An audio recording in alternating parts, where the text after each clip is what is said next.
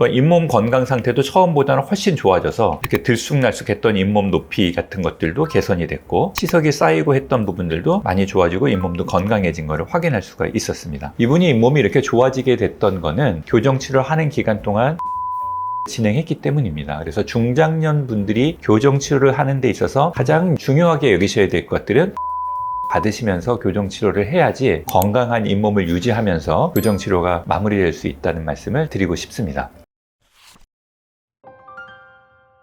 반갑습니다. 지난번에 이어서 오늘도 중년분들의 치아 배열에 대한 고민에 관련된 해결책을 제시하는 그런 시간을 가져보도록 하겠습니다. 중년분들의 치아 배열 특징은 어떤 게 있을까 하고 생각해 보니까 몇 개 떠오르는 게 있어서 한번 말씀드려 볼까 해요. 나이가 들면 에이징이라고 하잖아요. 우리 몸의 전반적인 탄력이 좀 줄어들게 되죠. 그러면서 중력의 영향을 많이 받게 됩니다. 즉 피부나 우리 몸의 조직들이 아래로 좀 처진다는 거죠. 이런 것들로 인해서 중년분들의 경우에는 치아들이 아래 치아가 많이 보이게 되는 특징을 갖게 돼요. 점점 나이가 들면서부터는 아래 치아들이 보이는 거죠. 위에 입술도 밑으로 내려와서 위에 앞니를 가리고, 아래 입술은 밑으로 내려가서 아래 치아가 노출되는 경우들이 많죠. 근데 우리나라 계신 많은 분들 중에 보면 치아 배열이 자연스럽게 고른 분들은 굉장히 드물거든요. 예전에는 앞니가 좀 삐뚤빼뚤해도 아래 입술이 가려서 잘 안 보였던 게 노화 과정으로 인해서 피부와 입술이 밑으로 처지게 됨에 따라서 아래 앞니가 노출되고 아래 치아 배열들이 삐뚤빼뚤한 경우들에 대해서 점점 신경을 쓰는 경우가 생기더라고요. 그래서 오늘은 아래 치아 배열들이 좀 안 좋은 분들을 어떻게 교정치료 해드릴 수 있는가에 대해서 소개를 해드릴까 합니다. 아래 치아 배열들이 안 좋으면 단순히 보기가 안 좋은 문제도 있는데요. 그것뿐만 아니라 양치할 때 이 치아가 겹쳐 있으니까 잘 안 되는 부분이 생기는 거예요. 치태나 치석이 쌓이기 쉽고, 그로 인해서 잇몸에 염증이 생기기가 쉬워서 이것 때문에 잇몸이 안 좋아지고 치아 뿌리가 노출되고 앞니가 흔들리고 뽑게 되는 경우까지 생길 수 있죠. 그래서 우리가 교정 치료를 통해서 보기가 좋아지는 것뿐만 아니라 구강위생 관리하기 좋게끔 만들어서 잇몸 건강을 지키는 일석이조의 효과가 있다, 이렇게 말씀을 드릴 수가 있습니다. 또 나이가 들면서요, 젊었을 때 치아 배열이 그대로 유지하지 못하고 틀어지는 게 점점 심해지는 경향을 호소하시는 분들도 꽤 많이 있거든요. 그래서 어쨌든 간에 치아 배열이 고르지 못한데 그것이 점점 아래쪽에서 눈에 띄는 경우에 대해서 오늘 한번 제가 사례를 소개시켜 드리도록 하겠습니다. 이분의 경우에는 한 13년 전에 저한테 치료를 받으셨던 분인데, 그 당시에 50대 초반이셨어요. 저를 찾아오셔가지고 했던 말씀이, 선생님 저 위에 치아 배열은 괜찮은데 아래 치아가 삐뚤빼뚤해서 그게 보기 싫어요 라고 호소를 하신 거죠. 그래서 제가 치아 상태를 보니까 정면 모습에서 봤을 때 위에 앞니는 뭐 그럭저럭 배열이 나쁘지 않은 상태였고, 아래 치아 배열이 밀집되어 있는 상태였습니다. 그리고 밀집되어 있는 치아 배열들 사이사이에 치석이 꽤 쌓여 있는 상태였죠. 위에 치아 배열 모습을 위에서 봤을 때는 위에 앞니가 고르지 못했지만 아주 심각하게 삐뚤빼뚤하지는 않은 상태였고요. 아래쪽에서 봤을 때는 들쑥날쑥한 상태였습니다. 진단 과정을 통해서 환자분의 부족한 공간에 대해서 분석을 했고, 이 정도 공간이 부족했을 때에는 확장해서 치료할 수도 있고 발치해서 치료할 수도 있는데, 환자분의 여러 가지 나이나 전반적인 치료 기간을 좀 낮추기 위해서 이분의 경우에는 아래 앞니가 4개인데요. 그 중에 하나를 뽑고 교정 치료를 하기로 했습니다. 그래서 이 앞니 하나 뽑고 그 공간을 이용해서 치아들을 이동시켜서 부족한 공간을 확보하는 것으로 계획을 잡고 교정 치료를 진행했습니다. 그래서 이분은 원래는 위에는 안 하고 싶었었는데 아래 치아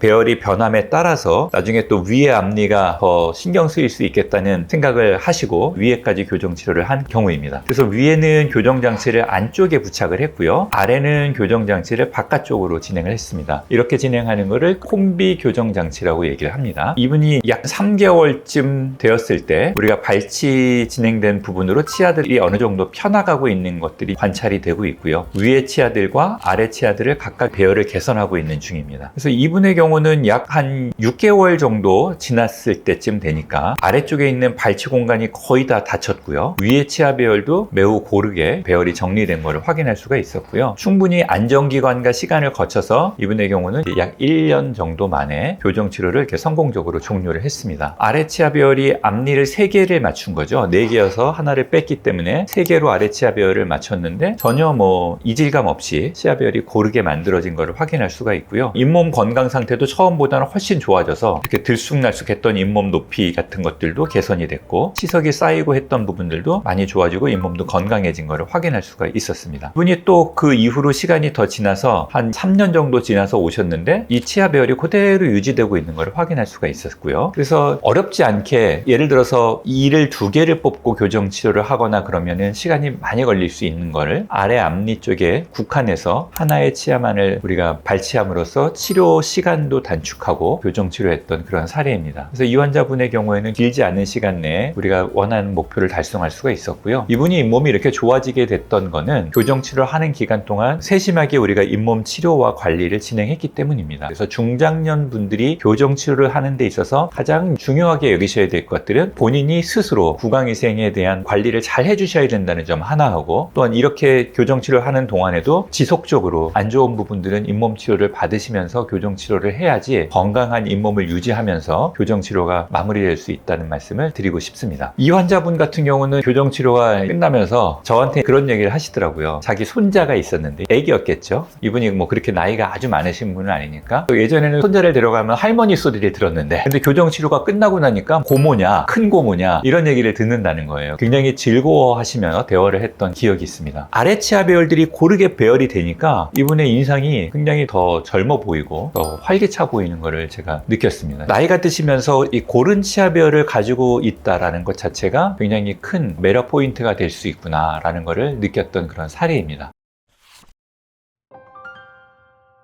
아래 앞니가 삐뚤빼뚤해서 고민이신 분들은 이 영상을 보고 좀 용기를 내셨으면 좋겠고, 요즘은 이렇게 안 보이는 교정장치, 이거 외에도 뭐 투명 교정장치나 위아래 다 안쪽으로 하는 교정장치들로 거의 티나지 않게 혹은 아예 안 보이게 교정치료 할 수 있으니까 너무 걱정하실 필요 없이 좀 용기를 내시면 좋겠습니다. 시청해 주셔서 감사합니다.